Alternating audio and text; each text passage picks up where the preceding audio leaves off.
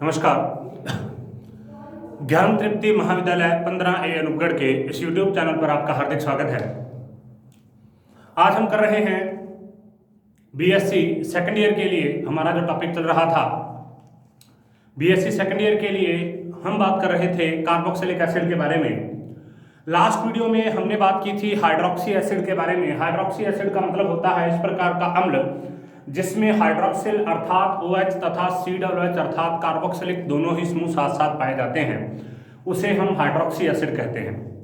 आज हम बात करेंगे उसी टॉपिक को आगे। कल हाइड्रोक्सी एसिड में हमने तरह तरह के अम्ल के बारे में बात की, ग्लाइकोलिक प्रकार का अम्ल, उसके अंदर हमने जो है उसके बारे में पढ़ाई की, और इस तरीके से अलग अलग प्रकार के कुछ जो अम्ल हैं उनके बारे में हम बात कर रहे थे। आज हम बात करेंगे हाइड्रोक्सी द्विक्षारकी अम्लों के बारे में, अर्थात जिनमें दो OH समूह पाए जाते हैं उन्हें हाइड्रोक्सी द्विक्षारकी अम्ल कहा जाता है। उन्हें हाइड्रोक्सी द्विक्षारकी अम्ल कहा जाता है। तो देखिए आज हम बात कर रहे हैं हाइड्रोक्सी द्विक्षारकी अम्लों के बारे में। देखिए क्या होते हैं। जब किसी कार्बनिक यौगिक में दो कार्बोक्सिलिक समूह अर्थात दो COOH समूह, एक अथवा अधिक दो कार्बोक्सिलिक समूह और एक अथवा अधिक हाइड्रोक्सिल समूह हो तो ऐसा हाइड्रोक्सी द्विक्षारकी हाइड्रोक्सी अम्ल कहलाता है। उदाहरण के लिए सक्सेनिक अम्ल के दो हाइड्रोक्सी व्युत्पन्न हो सकते हैं।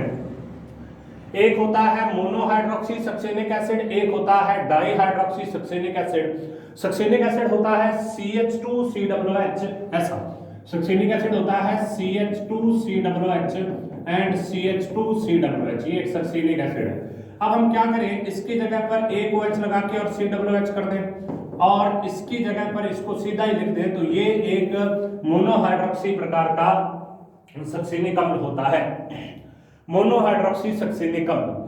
तो मोनोहाइड्रोक्सी सक्सेनिक अम्ल के अंदर क्या होता है, CHOH COOH CH2COOH, monohydroxy malic acid इसको बोलते हैं।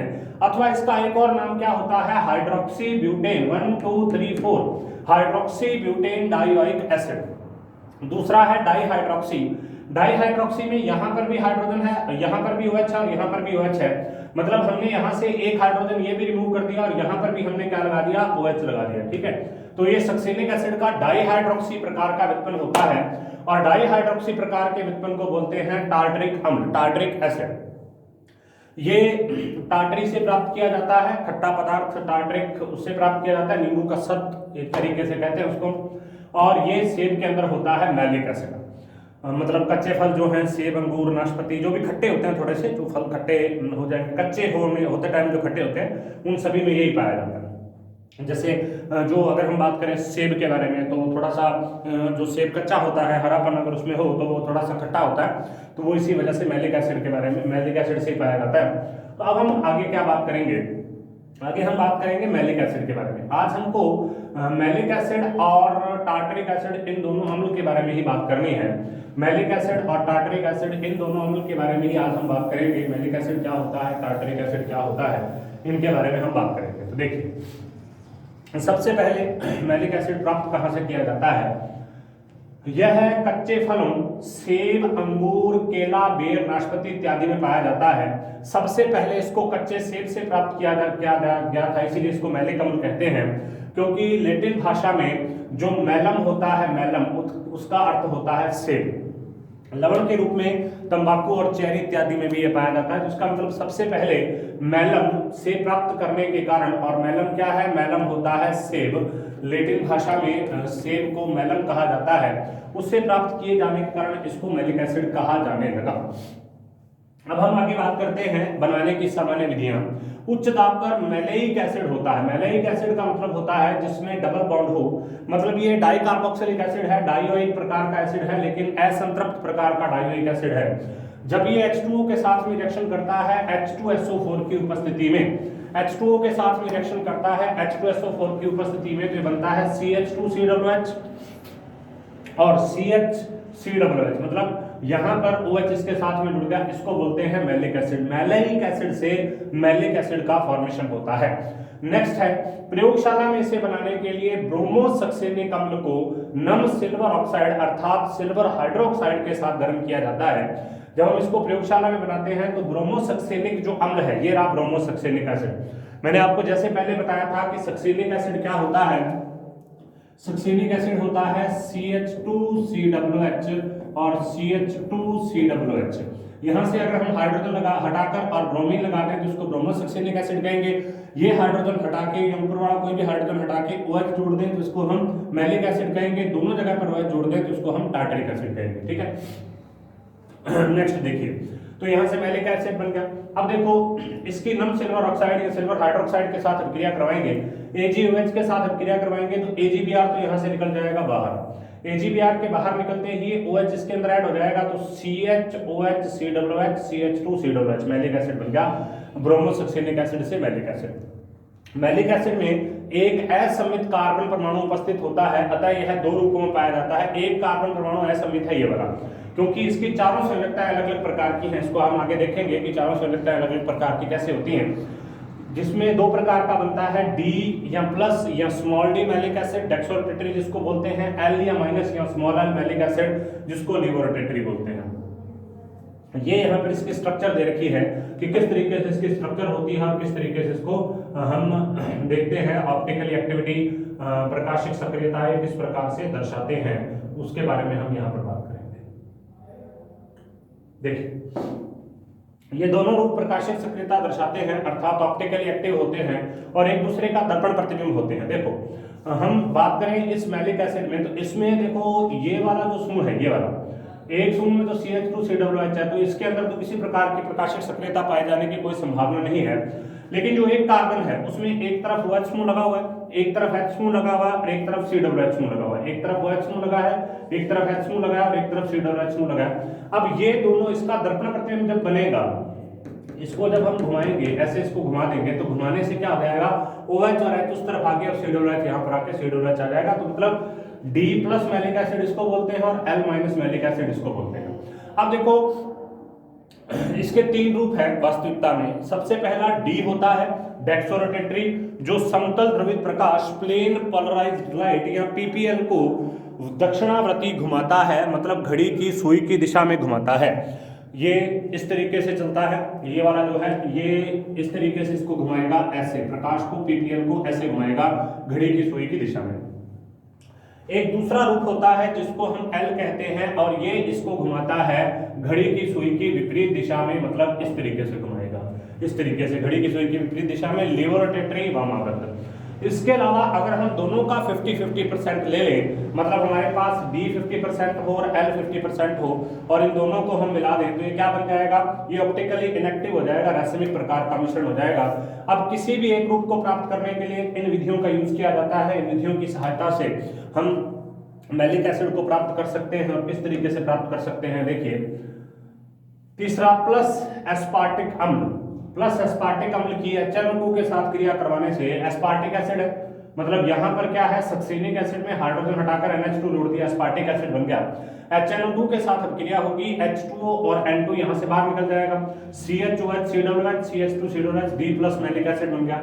उसके बाद में नेक्स्ट टार्टरिक अम्ल जो है, ये टार्टरिक अम्ल है। देखो, टार्टरिक अम्ल में जैसा कि मैंने आपको बताया था कि दोनों कार्बन पर हाइड्रोक्सिल समूह जो होते हैं, दोनों कार्बन पर पाए जाने वाला जो हाइड्रोक्सिल समूह है, इन हाइड्रोक्सिल जो समूह है, इन हाइड्रोक्सिल समूहों को हम क्या करते हैं, इन हाइड्रोक्सिल समूहों को दोनों कार्बनों पर डालते हैं, मतलब सक्सेनिक एसिड के दो हाइड्रोजन हटाकर उसकी जगह पर दो हाइड्रोक्सिल समूह डाल दिए जाते हैं। HI के साथ में रिएक्शन करता है, COOH HOH OH COOH, ठीक है।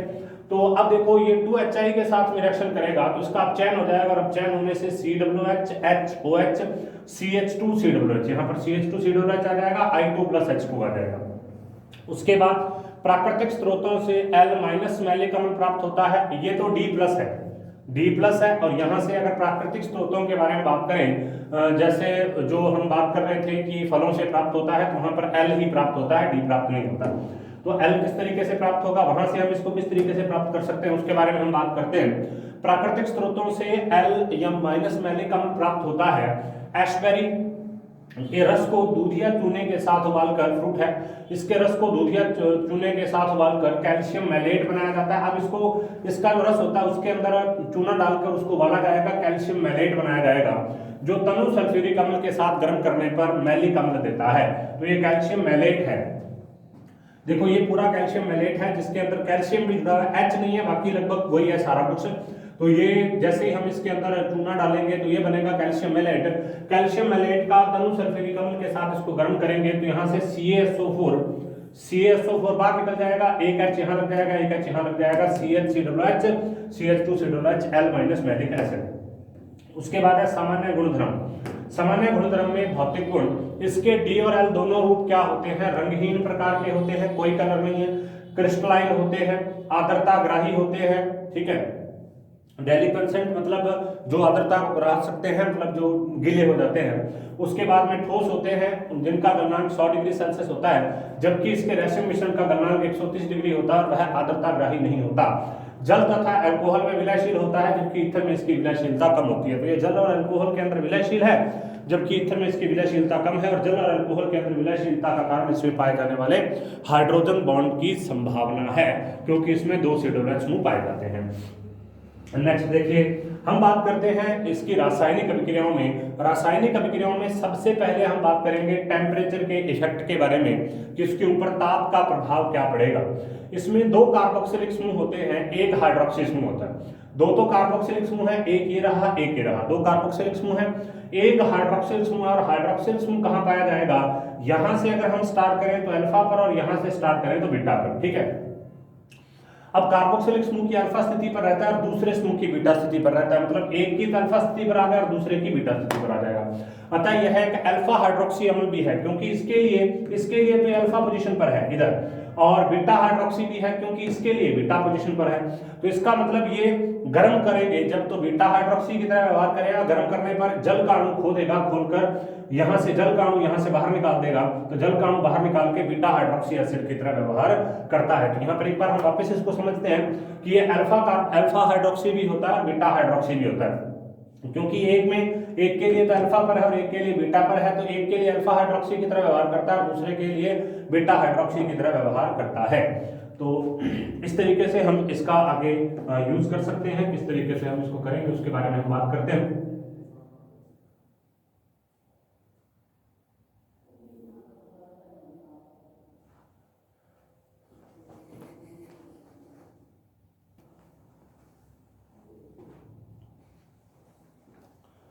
तो यहां पर हम इसको किस तरीके से परिवर्तित कर सकते हैं? मैलिक अम्ल से बना हुआ एक असंतृप्त अम्ल, ये जो मैलिक अम्ल से बना हुआ असंतृप्त अम्ल है, 2 ज्यामितीय समअवयवों के रूप में होता है। एक होता है मैलिक अम्ल और दूसरा होता है फ्यूमेरिक अम्ल। 2 प्रकार के ज्यामितीय समअवयव पाया जाता है, एक होता है मैलिक अम्ल और दूसरा होता है फ्यूमेरिक अम्ल। तो यहां पर देखिए, मैलिक अम्ल एक जल के अणु को बाहर निकालेगा तो मैलिक एनहाइड्राइड बना लेगा। अतः मैलिक अम्ल को गर्म करने पर फ्यूमेरिक अम्ल और मैलिक एनहाइड्राइड का मिश्रण बनता है। मतलब मैलिक अम्ल में से जब एक का जल का अणु निकल जाएगा तो ये मैलिक एनहाइड्राइड का निर्माण हो जाएगा। अतः मैलिक अम्ल को गर्म करेंगे तो फ्यूमेरिक अम्ल और मैलिक एनहाइड्राइड बनता है। देखिए ये रहा मैलिक एसिड, इसको गर्म करने पर 2 प्रकार के प्रभाव पड़ेंगे। यहां सबसे पहले जब इसको H2O इसके अंदर से जाएगा तो मैलेइक एसिड बनेगा। ये मैलिक है, ये मैलेइक है। मैलेइक डबल बॉन्ड के कारण होता है और मैलिक जो होता है ये यहां पर 2 COOH और OH के कारण होता है। H2O यहां से निकल गया, मैलेइक एसिड बन गया। उसके बाद में इसको और गर्म करेंगे, और गर्म करने से यहां से जल का एक और अणु निकल गया। देखिए तो ये ऑक्सीजन इसके बीच में आ जाएगा तो क्या बन जाएगा? Maleic anhydride. Maleic anhydride. दूसरा है फ्यूमेरिक। फ्यूमेरिक इस प्रकार से होगा, फ्यूमेरिक में ये घूम जाएगा, मतलब एक दूसरे के समावयी होते हैं, इस प्रकार से घूम जाएगा। और उस कंडीशन में क्या होगा? H2O यहां से बाहर निकल जाएगा, H2O यहां से बाहर निकल जाएगा, यहां से ये वाला H, ये वाला OH, और ये आपस में घूम जाएंगे, ठीक है। तो इसका मतलब मैलिक और फ्यूमेरिक एसिड जो है एक दूसरे के ज्यामितीय समअवयवी होते हैं। H2O को रिमूव करके हम उसको बना देते हैं, और मैलिक एसिड को गर्म करने पर मैलेइक अम्ल बनता है, और मैलेइक अम्ल को गर्म करने पर मैलेइक एनहाइड्राइड बनता है।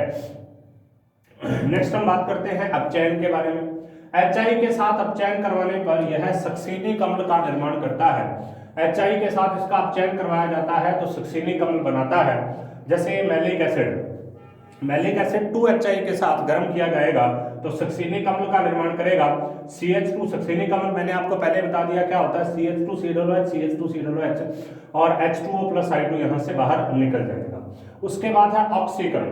सावधानी पूर्वक मंद ऑक्सीकारक के साथ, मतलब जो मंद ऑक्सीकारक है जो कम ऑक्सीकरण करता है, मंद ऑक्सीकारक के साथ ऑक्सीकरण करवाने पर यह ऑक्सैलो एसिटिक एसिड में बदल जाता है जिसमें चलावरता पाई जाती है। सावधानी पूर्वक मंद ऑक्सीकारक के साथ ऑक्सीकरण करवाने पर यह ऑक्सैलो एसिटिक एसिड में बदल जाता है जिसमें चलावरता पाई जाती है, टोटामलिज्म पाई जाती है, मतलब एक रूप दूसरे में और दूसरा रूप पहले के अंदर बदल जाएगा। ये है मैलिक एसिड। मैलिक एसिड में क्या होता है, CHOH, COOH और CH2COOH ऑक्सीजन की उपस्थिति में Fe+2 और H2O2 की उपस्थिति में इसकी क्रिया की जाती है। तो यहाँ पर देखो इसका ऑक्सीकरण हो गया, हाइड्रोजन यहाँ से बाहर निकल गई, हाइड्रोजन के बाहर निकलते ही ये क्या बन जाएगा, यहाँ पर CO COOH, यहाँ पर ये CO बन गया, COOH और CH2COOH, मतलब कीटोन रूप इनॉल रूप में बदलेगा और इनॉल रूप कीटोन रूप में बदलेगा, इसको ही टोटामलिज्म बोलते हैं। तो यहाँ से अब क्या होगा, एक हाइड्रोजन यहाँ चला गया तो COH आ गया, COOH और CH तो इनॉल रूप किसके अंदर बदल जाएगा, कीटो रूप, और कीटो रूप किसके अंदर बदल जाएगा, इनॉल रूप में। इसको कहते हैं ऑक्सैलो एसिटिक एसिड, मतलब ये एसिटिक एसिड के जैसा है लेकिन इसमें एक ऑक्सैलिक एसिड जैसा कुछ तब्दील हो रहा है, इस वजह से इसको ऑक्सैलो एसिटिक एसिड कहते हैं। उसके बाद में क्रोमिक एसिड होता है K2Cr2O7। क्रोमिक एसिड प्रबल ऑक्सीकारक हो हमारे पास में तो उसके साथ ये मैलोनिक अम्ल का निर्माण करता है। देखिए मैलोनिक अम्ल अलग है, मैलेइक अम्ल अलग है, मैलिक अम्ल अलग है, मैलेइक एनहाइड्राइड अलग है। कई प्रकार के अम्ल होते हैं और अलग अलग प्रकार की प्रक्रियाएं ये संपन्न करते हैं। तो देखिए क्रोमिक अम्ल जैसे प्रबल ऑक्सीकारकों के साथ ये मैलोनिक अम्ल बनाता है। देखिए ये मैलिक अम्ल है, इसका हम करेंगे ऑक्सीकरण K2Cr2O7 की उपस्थिति में H2SO4 के साथ में, H2SO4 की उपस्थिति में K2Cr2O7 की उपस्थिति में मैलोनिक अम्ल बनाएंगे। मैलोनिक अम्ल देखो क्या होता है, CH2COOH CH2COOH कार्बन डाइऑक्साइड यहाँ से बाहर निकल जाएगी और जल यहाँ से बाहर निकल जाएगा।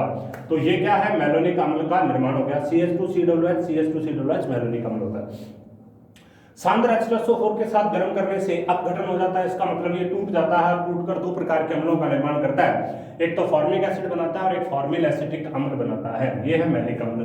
मैलिक अम्ल है CHOH CH2COOH। H2SO4 के साथ गर्म करेंगे इसको गर्म करने के बाद में ये फॉर्मिक एसिड के अंदर बदल जाएगा। फॉर्मिक एसिड का मतलब है HCOOH, यहाँ से ये निकल गया इतना डंगा OH यहाँ से बाहर, उसको तो हम क्या बना देंगे, ये तो निकल गया और ये तो बन जाएगा CHO और नीचे CH2COOH। तो ये फॉर्मिल हो गया, फॉर्मिल समूह बोलते हैं इसको, फॉर्मेल्डिहाइड का समूह होता है, फॉर्मिल बोलते हैं इसको। और ये हो गया एसिटिक एसिड, तो इसका नाम हो जाएगा formal acetic acid, formal acetic acid. तो सांद्र H2SO4 के साथ गर्म करने पर यह टूट जाएगा, अपघटित हो जाएगा फॉर्मिल एसिटिक एसिड में। उसके बाद इसके अतिरिक्त अल्कोहल और कार्बोक्सिलिक अम्ल की सारी विक्रियाओं को प्रदर्शित करता है। अल्कोहल की इसलिए करता है क्योंकि इसमें OH होगा, और कार्बोक्सिलिक की इसलिए करता है क्योंकि इसमें COOH समूह है, क्योंकि इसमें दोनों प्रकार के समूह पाए जा रहे हैं, COOH समूह भी पाए जा रहे हैं और हाइड्रोक्सिल समूह भी पाए जा रहे हैं। इस वजह से ये अल्कोहल की भी विक्रियाओं को प्रदर्शित करता है और साथ ही साथ जो कार्बोक्सिलिक है उसकी विक्रियाओं को भी प्रदर्शित करता है। अब हम इसके उपयोग के बारे में बात करते हैं। इसका यूज किया जाता है औषधियों को बनाने में, दवाइयों को बनाने में, पेय पदार्थों को, जेली को बनाने में, पॉलिएस्टर और रेजिन के निर्माण में इसका उपयोग किया जाता है। नेक्स्ट हम बात करते हैं टार्टरिक एसिड के बारे में। टार्टरिक एसिड क्या होता है, काफी महत्वपूर्ण प्रकार का टॉपिक है और प्रकाशिक समन्वयता की दृष्टि से भी काफी महत्वपूर्ण प्रकार का टॉपिक है, ऑप्टिकल आइसोमेरिज्म की दृष्टि से भी काफी महत्वपूर्ण टॉपिक होता है टार्टरिक एसिड। देखिए टार्टरिक एसिड या alpha alpha dash dihydroxy succinic अम्ल, या इसका एक और नाम है 2,3 डाइहाइड्रोक्सी ब्यूटेनोइक अम्ल। 2,3 डाइहाइड्रोक्सी ब्यूटेनोइक अम्ल, ब्यूटेन डाइओइक अम्ल होता है, ये ब्यूटेनोइक अम्ल नहीं है, ब्यूटेन डाइओइक अम्ल है। इस श्रेणी का बहुत ही महत्वपूर्ण सदस्य है। यह किसमें पाया जाता है, इमली में पाया जाता है, अंगूर में पाया जाता है, बेर में पाया जाता है, इन सभी के रस में पाया जाता है। अंगूर का जो रस है उसके किण्वन से एक पदार्थ निकलता है जिसे ऑर्गल कहते हैं या टार्टर कहते हैं। अंगूर के रस का फर्मेंटेशन किया जाता है तो उससे एक पदार्थ निकलता है, उसका नाम होता है ऑर्गल या टार्टर, जिसमें यह अम्ल पोटेशियम टार्ट्रेट के रूप में पाया जाता है, इसी से इसका नाम टार्ट्रिक अम्ल पड़ा है। तो वहां पर यह पोटेशियम के एक कॉम्प्लेक्स के रूप में पाया जाता है, मतलब पोटेशियम के पदार्थ के रूप में पाया जाता है, तो इसी वजह से इसका जो नाम है वो टार्ट्रिक अम्ल पड़ा है। टार्ट्रिक अम्ल में दो समान असम्मित कार्बन होते हैं। दो समान असम्मित कार्बन का मतलब है एक ये रहा एक ये रहा, दोनों असम्मित प्रकार के हैं। और दोनों असम्मित इस प्रकार के हैं क्योंकि इस कार्बन की चारों संयोजकताएं अलग अलग समूहों से जुड़ी हैं। देखो असम्मित या एसिमेट्रिकल या किरेल कार्बन उसको बोला जाता है, कायरल कार्बन बोलते हैं, जिसकी चारों संयोजकताएं अलग अलग प्रकार के समूहों से जुड़ी हों उसको हम कायरल कार्बन या असम्मित प्रकार का कार्बन कहते हैं। तो यहाँ पर देखिए टार्ट्रिक अम्ल में दो है, एक ये रहा, दो प्रकार के हैं। अतः ये तीन प्रकार की संरचनाओं को प्रदर्शित करता है और एक चौथी इसकी संरचना होती है जिसको रैसिमिक कहते हैं। ठीक है, तो देखिए सबसे पहले ये तो इसकी सामान्य संरचना है, इसको बोलते हैं एल में OH इस तरफ होगा। अब देखो इसका एक दर्पण प्रतिबिंब है डी के अंदर क्या होता है, डी के अंदर होता है OH, ये नीचे वाला OH इस तरफ, ये OH इस तरफ है, यही वाला OH इस तरफ है, तो ये एक L हो गया एक D हो गया। तीसरा होता है मीजो में क्या होता है, मीजो में नीचे वाले की ध्रुवण घूर्णकता को ऊपर वाले की ध्रुवण घूर्णकता द्वारा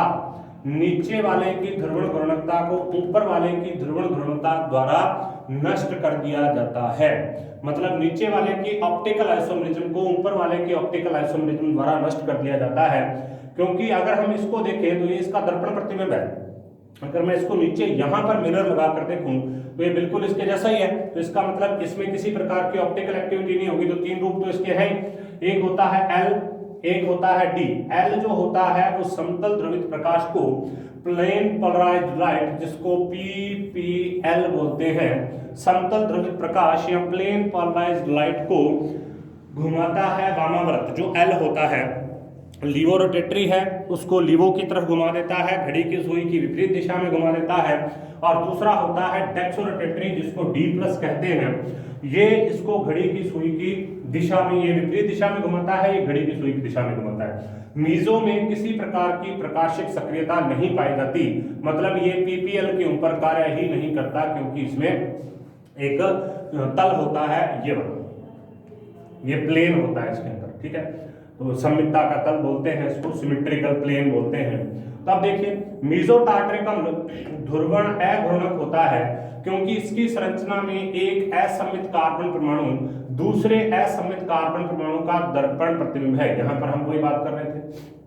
अतः जिस प्रकार रैसिमिक मिश्रण में D अणुओं की प्रकाशिक सक्रियता L अणुओं द्वारा खत्म कर दी जाती है और Dl मिश्रण ध्रुवण अघूर्णक रहता है, उसी प्रकार इसमें एक असम्मित कार्बन परमाणु की प्रकाशीय सक्रियता दूसरे दर्पण प्रतिबिंब कार्बन परमाणु द्वारा उदासीन कर दी जाती है। और इस प्रकार से इसको बोलते हैं आंतरिक प्रकार का प्रतिकरण। ठीक है, मतलब इंटरनली इसके अंदर ये मीजो पाया जाता है, इंटरनली एक दूसरे को नष्ट करते हैं, ये इसको आंतरिक प्रतिकार कहते हैं। और इसके कारण जो मीजो यौगिक होते हैं ये ध्रुवण अघूर्णक होते हैं, ऑप्टिकली इनएक्टिव होते हैं। ठीक है, ऑप्टिकली इनएक्टिव होते हैं, एक रूप को दूसरा रूप नष्ट कर देता है, मतलब ये ऊपर वाला इसको नष्ट कर देगा। चलो जी, ये हो गया। अब हम इसको बनाने की सामान्य, ये तो इसकी सारी की सारी क्या है, प्रकाशिक सक्रियता है, ये सारी इसकी प्रकाशिक सक्रियता है। तीन और चौथा इसके अंदर रैसिमिक मिश्रण पाया जाएगा और रैसिमिक मिश्रण क्या होगा, D और L का मिला जुला रूप होगा, जिसमें 50% D पाया जाएगा, 50% L पाया जाएगा। वो भी जो प्रकाश है उसका ध्रुवण अघूर्णक होगा और मीजो टार्ट्रिक अम्ल में आंतरिक प्रतिकार पाए जाने के कारण ये भी प्रकाश का ध्रुवण अघूर्णक होता है, मतलब प्रकाश सक्रियता नहीं दर्शाता। उसके बाद में हम बात कर रहे हैं बनाने की सामान्य विधियों के बारे में। असंतृप्त डाइकार्बोक्सिलिक अम्लों का क्षारीय पोटेशियम परमैंगनेट के साथ, असंतृप्त डाइकार्बोक्सिलिक अम्लों का क्षारीय पोटेशियम परमैंगनेट मतलब KMnO4 के साथ हाइड्रोक्सिलीकरण करवाना है, H2O की उसके साथ अभिक्रिया करवानी है तो टार्ट्रिक अम्ल बनाया जाता है। ये है फ्यूमेरिक अम्ल, फ्यूमेरिक अम्ल भी है और मैलिक अम्ल भी है, दोनों हमारे पास है। मैलेइक अम्ल है, मैलेइक अम्ल से टार्टरिक अम्ल बनाएंगे, फ्यूमेरिक अम्ल से भी टार्टरिक अम्ल बनाएंगे, दोनों प्रकार के टार्टरिक अम्ल यहाँ पर बनेंगे। असंतृप्त डाइकार्बोक्सिलिक अम्ल, ये भी असंतृप्त है और ये भी असंतृप्त है। असंतृप्त डाइकार्बोक्सिलिक अम्लों का क्षारीय पोटेशियम परमैंगनेट के साथ हाइड्रोक्सिलीकरण करवाने से टार्टरिक अम्ल बनाया जा सकता है। फ्यूमेरिक अम्ल से डीएल टार्टरिक अम्ल बनता है, जबकि मैलिक अम्ल से मीजो टार्टरिक अम्ल बनता है। देखिए ये है मैलेइक अम्ल, मैलेइक अम्ल H2O के साथ में इसको ऑक्सीजनेटेड किया जाएगा, ऑक्सीकरण इसका किया जाएगा, तो ये तो मीजो टार्टरिक अम्ल बन जाएगा, COOH मीजो टार्टरिक अम्ल। ठीक है, अब इसमें एक और देखिए, नीचे है इसके फ्यूमेरिक एसिड, फ्यूमेरिक एसिड में ये फ्यूमेरिक एसिड होता है, फ्यूमेरिक और मैलिक एसिड में इन दोनों में देखो अंतर क्या है, इनमें ये दोनों के दोनों जो होते हैं, ये दोनों के दोनों आपस में समावयी होते हैं, ज्यामितीय समावयी, मैलेइक एसिड और फ्यूमेरिक एसिड। ठीक है, दोनों असंतृप्त है, दोनों में C समूह की स्थिति अलग अलग है। ये तो इस तरीके से होता है ट्रांस, ये होता है सिस। ठीक है, तो ये दोनों ही ऐसे समूह हैं जो अनसैचुरेटेड प्रकार के कार्बोक्सिलिक एसिड होते हैं, और यहां से डीएल टार्टरिक एसिड बनेगा। कैसे? H2O इसके साथ क्रिया करेगा, एक तो ये बन जाएगा COOH HOH OHH COOH, और एक ये बन जाएगा COOH OHH COOH। तो दोनों एक दूसरे के दर्पण प्रतिबिंब हैं, एक D है एक L है, ये L है तो ये क्या हो जाएगा, D हो जाएगा, अगर ये D है तो ये क्या हो जाएगा, L हो जाएगा, क्योंकि एक दूसरे के दर्पण प्रतिबिंब है। अगर मैं यहाँ पर एक मिरर लगाता हूँ तो ये इसके अंदर ऐसा दिखेगा, ये इसके अंदर ऐसा दिखेगा, ये इसके अंदर ऐसा दिखेगा, इस तरीके से DL टार्टरिक एसिड यहाँ पर बन जाता है। नेक्स्ट हम बात करते हैं और इसके निर्माण की विधियों के बारे में, किस तरीके से इसका निर्माण किया जाता है, फिर हम इसके सामान्य गुणों के बारे में बात करेंगे। अभी तक हमने D और L के बारे में बात की कि D और L को किस प्रकार से बनाया जाता है, उसके बारे में हमने बात की। नेक्स्ट हम बात करते हैं वही जो हम उसमें ब्रोमोसक्सेनिक एसिड के बारे में बात कर रहे थे, वही सेम टू सेम यहाँ पर प्रोसेस है। अल्फा अल्फा डैश मतलब दोनों पर ब्रोमीन हो, वहां पर एक पर था, यहाँ दोनों पर है। अल्फा अल्फा डैश डाई ब्रोमोसक्सेनिक अम्ल को जब नम सिल्वर ऑक्साइड के साथ उबाला जाता है तो डीएल व मीसो दोनों टार्टरिक अम्ल बनते हैं। तो ये अल्फा डैश है, जब इसको नम सिल्वर ऑक्साइड के साथ उबाला जाता है तो डीएल और मीसो दोनों प्रकार के टार्टरिक अम्ल बनते हैं। CHBr AgOH के साथ में करेगा तो 2AgBr बाहर निकल जाएगा, 2H इस पर आ गया, टार्टरिक एसिड का फॉर्मेशन। उसके बाद इसको बोलते हैं ग्लाइऑक्सल, ग्लाइऑक्सल साइनोहाइड्रिन, जल के अपघटन से HCl के साथ में रिएक्शन करेगा तो ये ग्लाइऑक्सल बन गया, ग्लाइऑक्सल साइनोहाइड्रिन बन गया। ठीक है, H3O, इसका आगे हम अम्लीय जल गठन करवाएंगे, तो अम्लीय जल गठन करवाने से यहाँ से CnCl बाहर निकल गया और OH इसके साथ में जुड़ के टार्टरिक एसिड का फॉर्मेशन हो जाएगा। फोर्थ, D+ टार्टरिक अम्ल मुक्त अवस्था में वह लवण पोटेशियम हाइड्रोजन टार्ट्रेट के रूप में अंगूरों के रस में पाया जाता है। D+ टार्टरिक अम्ल मुक्त अवस्था में पाया जाता है और लवण पोटेशियम हाइड्रोजन टार्ट्रेट के रूप में अंगूरों के रस में पाया जाता है। अंगूरों के रस से अल्कोहलिक किण्वन के समय, अंगूरों के रस का जब फर्मेंटेशन किया जाता है, अल्कोहल प्राप्त करने के लिए इसका फर्मेंटेशन होता है, तो उस समय लाल भूरे रंग का एक पदार्थ मिलता है जिसे ऑर्गल कहते हैं और पोटेशियम लवण के रूप में पृथक होता है। अब इस ऑर्गल या टार्टर को, ये प्राकृतिक विधि किस तरीके से प्राप्त किया जाता है, इस ऑर्गल या टार्टर को जल में घोला जाता है, उसमें कैल्शियम हाइड्रोक्साइड मिलाया जाता है या और फिर कैल्शियम क्लोराइड मिला के कैल्शियम टार्ट्रेट अवक्षेपित किया जाता है, वो उसकी विधि यहाँ पर दे रखी है, जिससे तनु सल्फ्यूरिक अम्ल की तुली हुई मात्रा के साथ गर्म करने से D+ टार्टरिक अम्ल का निर्माण होता है। तो यहाँ पर देखो, सबसे पहले पोटेशियम हाइड्रोजन टार्टरेट है, ये लो potassium hydrogen tartrate, potassium hydrogen tartrate CaOH के ट्वाइस के साथ में रिएक्शन करेगा, CHOH CaOH के ट्वाइस के साथ में रिएक्शन करेगा और यहाँ पर ये कैल्शियम टार्टरेट का फॉर्मेशन करेगा। कैल्शियम टार्टरेट के दो अणु इसलिए यहाँ पर अलग अलग बना दिए, ये कैल्शियम का है, ये पोटेशियम का है। उसके बाद में जल के अणु यहाँ से निकल जाएंगे। अब ये जो पोटेशियम का है, इस पोटेशियम की CaCl2 के साथ अभिक्रिया करवाने से इसको भी कैल्शियम के अंदर बदल दिया। एक ये है, दूसरा कैल्शियम का KCl यहां से बाहर निकल गया। अब इस कैल्शियम वाले की जो कैल्शियम टार्टरेट है उसकी अभिक्रिया H2SO4 के साथ में करवाई जाएगी, तो D+ टार्टरिक अम्ल बन जाएगा और CaSO4 का निर्माण हो जाएगा। D+ टार्टरिक अम्ल बन जाएगा और कैल्शियम सल्फेट का निर्माण हो जाएगा। यह टार्टरिक अम्ल के निर्माण की व्यापारिक विधि होती है। व्यापारिक रूप से इसको इसी तरीके से, औद्योगिक रूप से इसको इसी तरीके से निर्मित किया जाता है, इसी तरीके से इसको बनाया जाता है। तो ये इसकी सबसे महत्वपूर्ण विधि है। यहाँ पर आपको ध्यान रखना है कि ये कौन सी विधि है, ये होती है व्यापारिक विधि। व्यापारिक विधि क्योंकि सबसे पहले भी ऑर्गन से ही प्राप्त किया गया था, तो आजकल व्यापारिक रूप से भी इसको इसी तरीके से प्राप्त किया जाता है। सबसे पहले पोटेशियम हाइड्रोजन टार्टरेट है, COH के ट्वाइस कैल्शियम टार्टरेट में बदलेगा, पोटेशियम टार्टरेट में बदलेगा। इस पोटेशियम टार्टरेट को कैल्शियम क्लोराइड के साथ में विक्रिया करा के फिर कैल्शियम टार्टरेट के अंदर बदला जाएगा। कैल्शियम टार्टरेट की H2SO4 के साथ विक्रिया करवा के CaSO4 टार्टरिक अम्ल का निर्माण हो जाएगा। उसके बाद है सिंथेसिस, संश्लेषण। टार्टरिक अम्ल का उसके तत्वों से पूर्ण संश्लेषण किया जा सकता है, मतलब अलग अलग तत्वों से भी इसको बनाया जा सकता है जिन जिन से मिलकर बना है। आप ध्यान दें, इसमें 3 ही प्रकार के तत्व होते हैं। एक तो कार्बन होती है, एक हाइड्रोजन होती है और एक ऑक्सीजन होती है। पूरे ये 3 तत्व ही हैं इसके अंदर। जो हम टार्टरिक एसिड के बारे में बात करते हैं तो उसको भी यहाँ पर बनाया जा सकता है। सबसे पहले कार्बन और हाइड्रोजन को विद्युत आर्क लगाया जाएगा। विद्युत आर्क लगाने से C2H2 बनेगा, मतलब acetylene, CH triple bond CH acetylene. अब ये हाइड्रोजन के साथ में क्रिया करेगा, 2 हाइड्रोजन जुड़ गए तो ये किसके अंदर बदल गया, CH2 double bond CH2 ethylene. अब ये Br2 के साथ विक्रिया करेगा, एक Br ऊपर एक Br नीचे, दोनों जुड़ गए इसके साथ में, एथिलीन डाइब्रोमाइड बन गया। इसको कहते हैं एथिलीन डाइब्रोमाइड, इसको कहते हैं एथिलीन डाई ब्रोमाइड। अब ये KCl के साथ अभिक्रिया करेगा, तो KCl के साथ अभिक्रिया करेगा तो KBr तो यहां से बाहर निकल जाएगा, ये बात CN दोनों जगह पर जुड़ जाएगा, ये CN दोनों जगह पर जुड़ गया। अब ये H3O+ के साथ रिएक्शन करेगा तो CN निकल के और सक्सेनिक एसिड का फॉर्मेशन हो जाएगा। सक्सेनिक एसिड के बारे में पहले ही बात कर चुके हैं हम, CH2COOH सक्सेनिक एसिड होता है। अब इस सक्सेनिक एसिड की ब्रोमीन के साथ में विक्रिया करवाई जाएगी तो यहाँ और यहाँ ब्रोमीन आ जाएगा और बाकी यहाँ से HBr बाहर निकल जाएगा।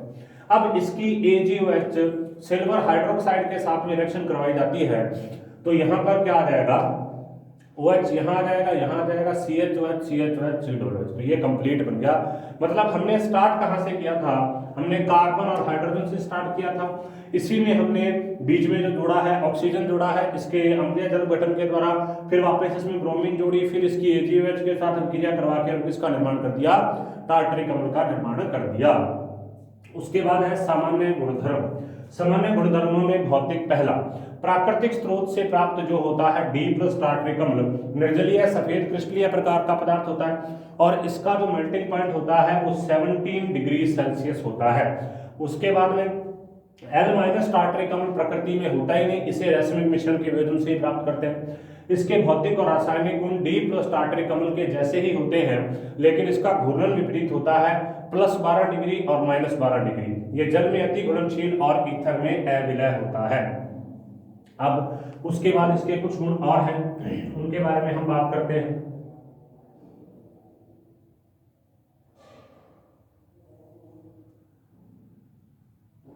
नेक्स्ट है रैसमिक मिश्रण या DL टार्टरिक अम्ल हेमीहाइड्रेट के रूप में पाया जाता है, मतलब H2O के रूप में पाया जाता है, जिसका गलनांक 206 डिग्री सेल्सियस होता है। इसकी जल में विलयता D+ अथवा L- से बहुत कम होती है। मीजो टार्टरिक अम्ल मोनोहाइड्रेट के रूप में पाया जाता है, जिसका गलनांक 140 डिग्री होता है। यह भी जल में अत्यधिक विलयशील होता है। ये हेमीहाइड्रेट के रूप में पाया जाता है, 2 ये NH2, और ये मोनोहाइड्रेट के रूप में पाकर क्रिस्टलीकृत होता है और इसकी भी जल में अत्यधिक विलयशीलता होती है।